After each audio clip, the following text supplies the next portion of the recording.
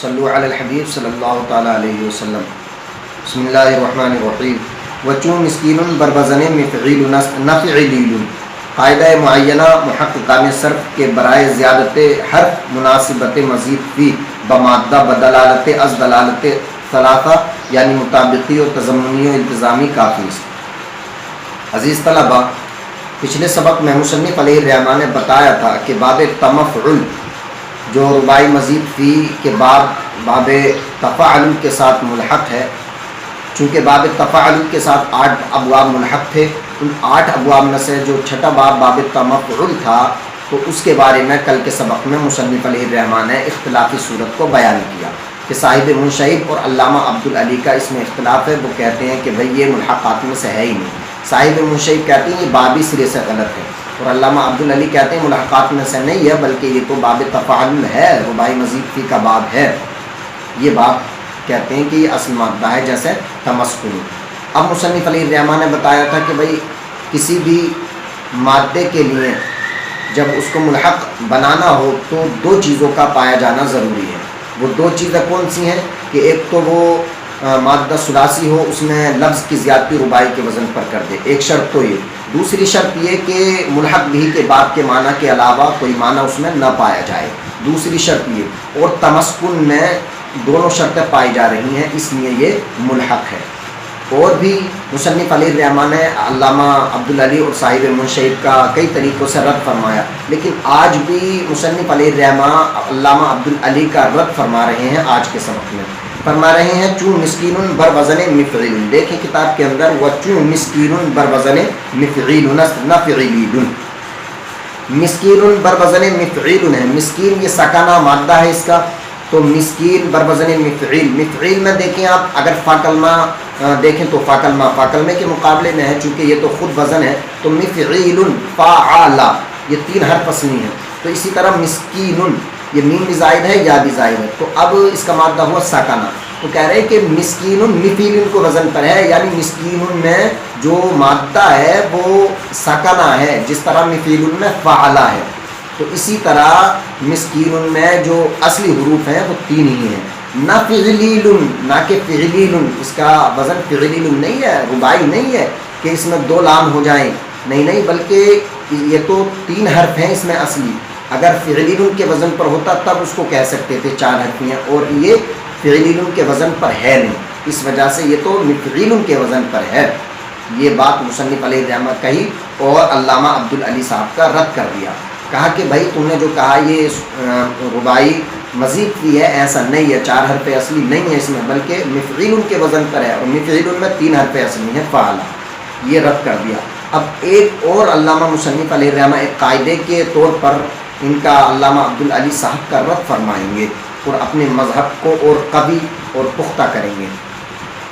وہ قاعدہ یہ کہ بھائی محققان علم صرف کے نزدیک، محققان علم صرف کے نزدیک، محققان علم صرف کے نزدیک یعنی علماء صرف کے نزدیک کیا کہ کسی حرف کی زیادتی کے لیے مزید فی کی مناسبت اپنے مادے کے ساتھ یہ تینوں دلالتوں میں سے کسی ایک دلالت کے ساتھ کافی ہے۔ یعنی کیا مطلب اس کا؟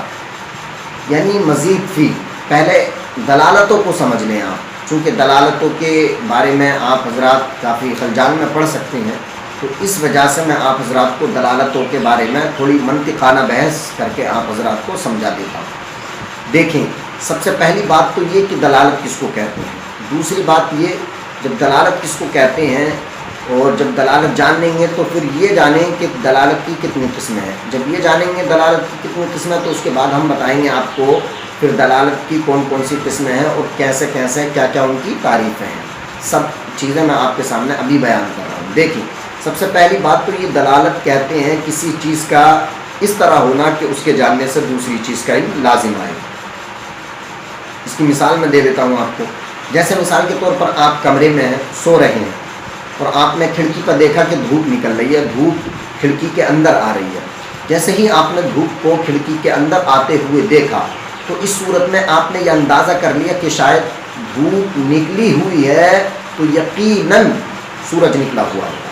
تو دھوپ کے وجود سے آپ کے طلوع شمس کے وجود پر دلالت ہو گئی. یعنی دھوپ جب دیکھی تو ایک چیز ہے یہ دھوپ، تو اس سے دوسری چیز کا علم ہو گیا. وہ دوسری چیز کیا؟ طلوع شمس، یعنی سورج کا طلوع ہونا. تو یہ ہوئی دلالت. اب یاد رکھیں دلالت کی 3 قسمیں ہوتی ہیں. ایک دلالت مطابقی، تضمنی، التزامی. دلالت مطابقی کا مطلب ہوتا ہے کہ لفظ اپنے معنی موضوع لہو کے جز پر دلالت کرے. مطابقی کا مطلب ہوتا ہے لفظ اپنے معنی موضوع لہو کے کل پر دلالت کرے. اور تضمنی کا مطلب ہوتا ہے لفظ اپنے معنی موضوع لہو کے جز پر دلالت کرے. دلالت التزامی کا مطلب ہوتا ہے لفظ اپنے معنی موضوع لہو کے خارج لازم پر دلالت کرے. اب موضوع کس کو کہتے ہیں، موضوع لہو کس کو کہتے ہیں، اس کو اور سمجھ لیں. دیکھیں موضوع کا معنی آتا ہے وضع کیا ہوا، مقرر کیا ہوا. دیکھیں میں نے جیسے ہی بولا زید، تو آپ حضرات کے ذہن میں جو ذات زید تھی وہ آپ حضرات کے ذہن میں آ گئی. میں نے بولا زید، تو اب جب زید پیدا ہوا تھا تو اس کے والد محترم نے اس کا نام زید یعنی لفظ زید اس کی ذات کے لیے وضع کر دیا. تو یہ لفظ زید ہوا موضوع اور ذات زید ہوئی موضوع لہو. تو جب موضوع جو لفظ زید ہے جب یہ ہم بولیں گے تو اس سے ہمارا خیال اور ہمارا ذہن التفات کر جائے گا ذات زید کی طرف. تو ذات زید ہوا موضوع لہو اور لفظ موضوع ہوا موضوع، لفظ زید ہوا موضوع، ہے نا. اب یاد رکھیں اسی طرح ایک چیز اور میں مثال دے دیتا ہوں. اور ایک دوسری مثال، جس طرح ایک سائیکل ہے تو لفظ سائیکل یہ ہوا موضوع. جیسے ہی یہ اردو زبان میں ہم جب سائیکل بولتے ہیں تو اس سے ہمارے ذہن میں ایک صورت آ جاتی ہے، اس کے سائیکل کے پینڈل، پہیے اور اس کی گولیاں چھوٹی چھوٹی، گدی اور وغیرہ وغیرہ، ہے نا، اور کیریل وغیرہ سب کچھ آ جاتا ہے سائیکل میں. تو جیسے ہی کسی نے سائیکل بولا، لفظ موضوع جو ہے یہ سائیکل، جیسے ہی کسی نے بولا تو آپ سائیکل بولتے ہی آپ کے ذہن میں وہ سائیکل کی پوری ذات آ گئی.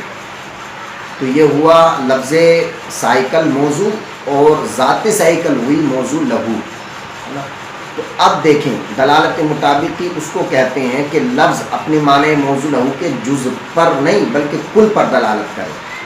اب دیکھیں جب میں نے سائیکل بولا تو سائیکل سے اب پوری سائیکل پر دلالت ہوئی، اس کے پہیے پہ، پینڈل پہ، اگلے پچھلے پہیے پہ اور گدی پہ، تمام سائیکل پر دلالت ہوئی. تو لفظ اپنے معنی موضوع لہو کے کل پر دلالت کر رہا ہے. تو یہ ہوئی دلالت مطابقی.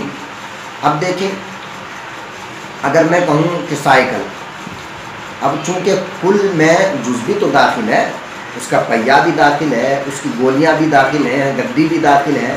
تو جب میں نے کہا کہ سائیکل تو آپ کے ذہن میں ذات سائیکل آ گئی. اب جب ذات سائیکل کل آ گئی تو جز ہی پر تو دلالت ہوئی.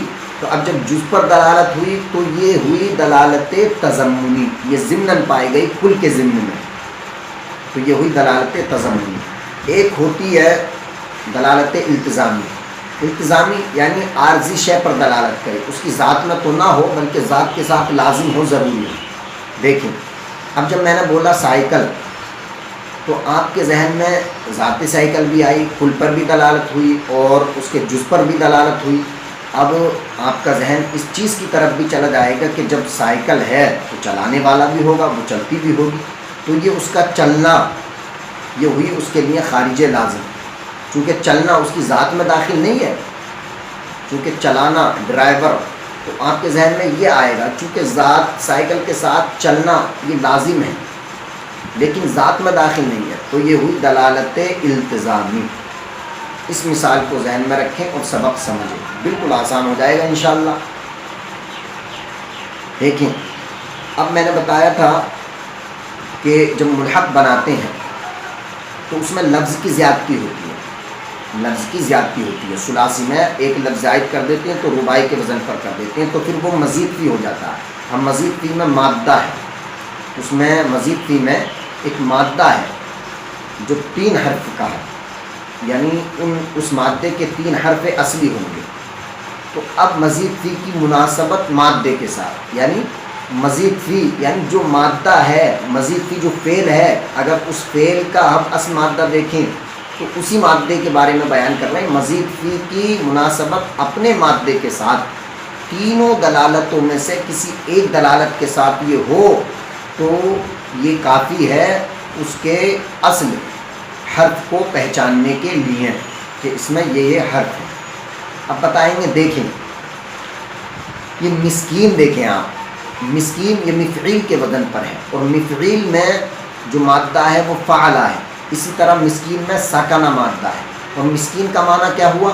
مسکین کا معنی ہوا یعنی وہ شخص جو مسکین ہو، جس کے پاس محتاجی ہو اور جس کے پاس کھانے پینے کے لیے کوئی ضرورت کی چیز اور اشیاء نہ ہو، ہے نا، تو اس کو مسکین کہتے ہیں، جو بیچارہ غریب ہے۔ مسکین کا معنی یہ ہوا۔ اب اس کا مادہ کیا ہے؟ ساکنہ، اور ساکنہ میں اس کا مادہ ہے سکون۔ تو مسکین اپنے مادہ سکون کے ساتھ دلالت التزامی کے طور پر پایا جاتا ہے۔ کیوں؟ کیونکہ مسکین وہ ہوگا جو ساکن ہوگا، جس میں چلنے پھرنے کی حرکت نہ ہوگی، بمقابل امیر شخص کے۔ چونکہ امیر تو بڑی حرکت کرتا ہے، نقل و حرکت کرتا ہے، دیگر ممالک کا سفر کرتا ہے، لیکن جو بیچارہ مسکین ہوتا ہے تو وہ ایک جگہ پڑا رہتا ہے، چونکہ اس کے پاس پیسے نہیں ہوتے، اس وجہ سے وہ دوسرے ممالک کا سفر نہیں کرتا۔ تو اب مسکین جو مادہ ہے ساکنہ، اس مادہ ساکنہ جو ساکن رہنا، ٹھہرنا، اس میں ایک مناسبت پائی جا رہی ہے، وہ دلالت التزامی کے طور پر۔ دلالت التزامی کے طور پر کس طرح؟ کیونکہ مسکین تو ہوتا ہی وہ ہے جس کے پاس کچھ نہ ہو، ذات مسکین یہ کل پر دلالت ہوئی، دلالت مطابقی، اور تضمنی اس کے جز پر دلالت ہوئی، ہے نا، اس ذات مسکین کے اجزاء پر۔ لیکن اب یہ ساکن رہنا نہ تو اس کی ذات میں داخل ہے اور نہ ہی اس کے اجزاء میں داخل ہے، بلکہ اس کے لیے ساکن ہے، اس کے لیے لازم ہے کہ بھئی جو مسکین ہوگا بیچارہ وہ ایک جگہ پڑا ہوگا، ہے نا، ایک جگہ پڑا ہوگا، دیگر ممالک کا وہ سفر نہیں کر سکتا۔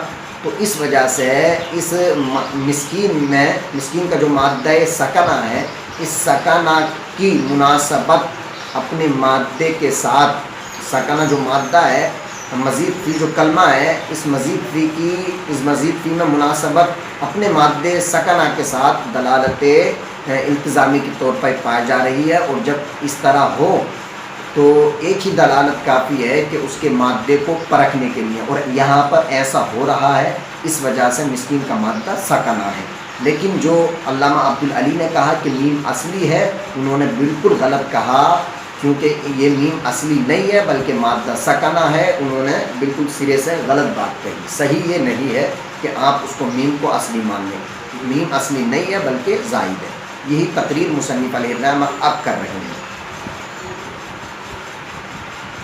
کہ برائے زیادت حرف، کسی حرف کی زیادتی کے لیے، کسی حرف کی زیادتی کے لیے مناسبت مزید فی کی مناسبت بمادہ اپنے مادے کے ساتھ بدلالت از دلالت ثلاثہ، تینوں دلالتوں میں سے کسی ایک کے ساتھ کافی، آگے عبارت ہے کافی ہے، یعنی مزید فی کی مناسبت اپنے مادے کے ساتھ تینوں دلالتوں میں سے کسی ایک کے ساتھ اگر پائی جائے تو کافی ہے، ہم پہچان لیں گے ہاں اس کا مادہ یہ ہے۔ اب وہ دلالت کون کون سی ہیں؟ یعنی مطابقی و تضمنی و التزامی، یعنی دلالت مطابقی ہے، تضمنی ہے اور التزامی ہے، جو آپ کے سامنے میں نے ابھی تقریر کی۔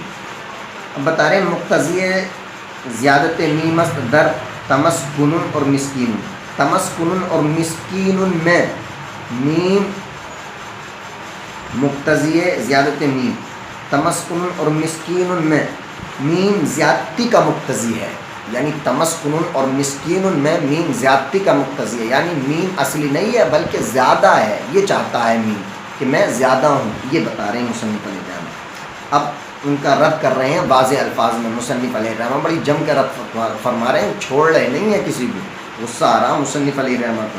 پس عد مولانا عبدالعلی رحمۃ اللہ علیہ، پس مولانا عبدالعلی نے جو شمار کیا، عد معنی شمار کرنا، پس مصنف مولانا عبدالعلی صاحب نے جو شمار کیا، آرا از باب کسر بلا با اصالت میم صحیح نیست، آرا اس باب کو از باب تسر بلا کے باب سے، یعنی جو رباعی مزید فی کا باب ہے، چونکہ انہوں نے کہا تھا نا یہ چاروں حرف اصلی ہیں، ایک تا زائد ہے تو رباعی مزید فی ہے، تو جس طرح تسر بلا ہے رباعی مزید فی، تو مصنف علیہ رحمۃ رد فرما رہے ہیں عبدالعلی کا کہ عبدالعلی صاحب نے جو یہ کہا کہ یہ باب رباعی مزید فی ہے، اور یہ اس باب کو باب تسر بلا سے، یعنی تسر بلا سے تشریح دی کہ یہ باب تسر بلا کی طرح ہے، مزید فی ہے، تو باصالت میم کے صحیح ہونے کے، میم کے اصلی ہونے کے ساتھ ساتھ، یعنی انہوں نے کہا کہ میم اصلی ہے تو یہ صحیح نہیں ہے، بلکہ صحیح وہ ہے جو ہم نے آپ کے سامنے تقریر کی۔